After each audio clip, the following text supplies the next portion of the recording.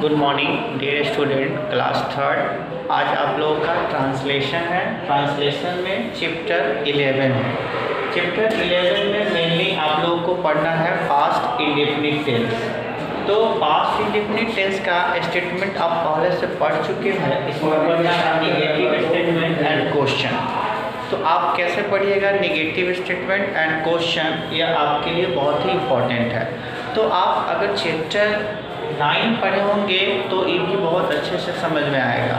तो चलिए देखते हैं। सिर्फ इसमें negative sentence statement based question बनाना है और affirmative sentence statement based question बनाना है। तो आप इसको कैसे बनाइएगा, तो पहले यहाँ समझिएगा कि क्रिया के अंत में आ, ई, ए, या प्लस आ था, ए थे लगा हो तो उसे हम लोग क्या कहते हैं, पास्ट इंडेफिनिट टेंस कहते हैं। तो आप याद रख सकते हैं क्रिया के अंत में आ, ई, ए, या, आ था, ए थे लगा हो उसे हम लोग क्या कहते हैं, तो पास्ट इंडेफिनिट टेंस कहते हैं। तो इसके लिए सबसे पहले आपको अफर्मेटिव के रूल पर भी फोकस करना होगा।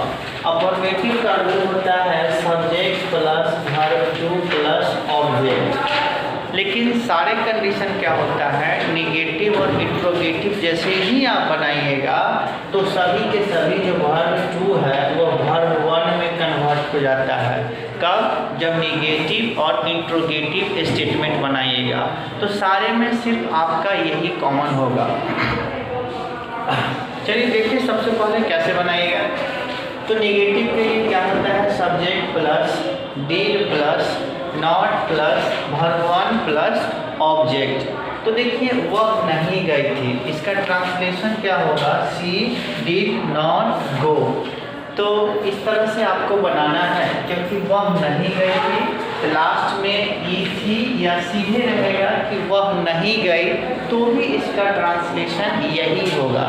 तो आप याद रख सकते हैं कि subject plus did plus not plus verb one plus object. तो इसको कैसे बनाइए कि वह नहीं गई थी, तो शी डिड नॉट गो।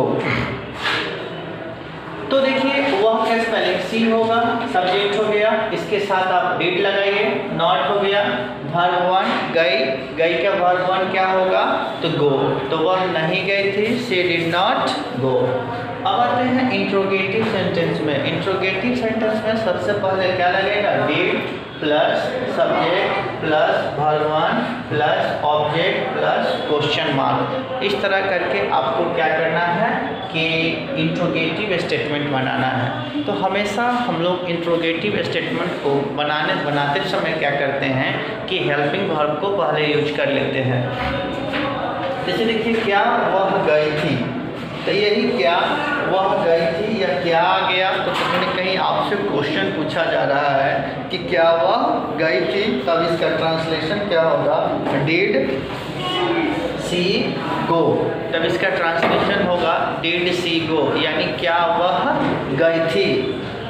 तो देखिए इस तरह से क्या करना है आपको, इंट्रोगेटिव स्टेटमेंट और नेगेटिव स्टेटमेंट क्या करना है, बनाना है। तो दोनों स्टेटमेंट को अच्छे से बनाकर और मेरे व्हाट्सएप नंबर पे क्या कीजिएगा, अब जैसे ही अपने वर्क को डन कीजिएगा तो मेरे व्हाट्सएप नंबर पे सेंड कीजिएगा। That's all.